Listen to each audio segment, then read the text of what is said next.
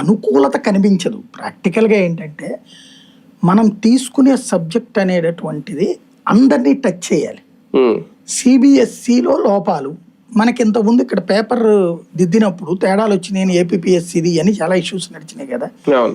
దాన్ని తిట్టుకుంటారు, ఏ లమ్మ ఇంతే, ఇట్లాంటి భాష వాడుకుంటారు అంతే తప్పించి దాని మీద ప్రభుత్వం దించేయాలి, ప్రభుత్వం దిగిపోవాలని అనుకోరు వాళ్ళు. లైక్ పేపర్ లీకేజీ మనకు గుర్తుంది కదా, నారాయణ గారు ఉన్నప్పుడు క్రిందసారి జగన్ ఉన్నప్పుడు పేపర్ లీకేజ్ జరిగింది, గుర్తుందే. అప్పుడు నారాయణ విద్యా సంస్థలో జరిగింది, అదే నారాయణ గారు ఇప్పుడు మంత్రి అయ్యారు కదా. ఏమైంది మరి, ఏమన్నా మరి ఆయన అసహించుకున్నారా? ఈవెన్ గుర్తుంది కదా, అప్పుడు ఆయన విచారించడానికి వెళ్తే ఆయన కాదు వాళ్ళ ప్రిన్సిపాల్ చాలన్నారు.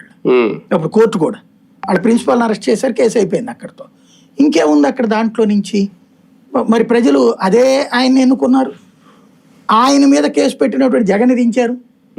మరి ఆ రోజున కేసు పెట్టారు కదా, ఏమైంది? ఇంకోటి ముఖ్యమంత్రి దిగిపోయాడు ఆ రోజున జగన్మోహన్ రెడ్డి, లేదు కదా. లేదా విద్యాశాఖ మంత్రి ఏమైనా దిగిపోయాడు, లేదు కదా. కాబట్టి ఇవేంటంటే పేపర్ లీకేజీ లాంటి దాంట్లో ప్రభుత్వంలో ఉన్న వాళ్ళ పాత్ర ఉందనుకోండి, నో డౌట్ టోటల్ ప్రజలందరూ కూడా నిలదీస్తారు. ధర్మేంద్ర ప్రధాన్ కొడుకో కూతురో అవి వాడుకుని సక్సెస్ అయ్యారనుకోండి, ఇది ఉంటుంది. దీన్ని వైఫల్యం కింద పరిగణిస్తారు, నో డౌట్ అందులో.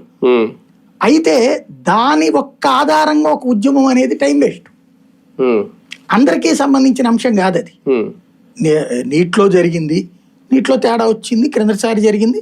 మెయిన్ ప్రాబ్లం ఎక్కడ వస్తుంది, వ్యక్తుల తప్పు తప్పించి రాజకీయ తప్పు కావట్లేదు ఇక్కడ.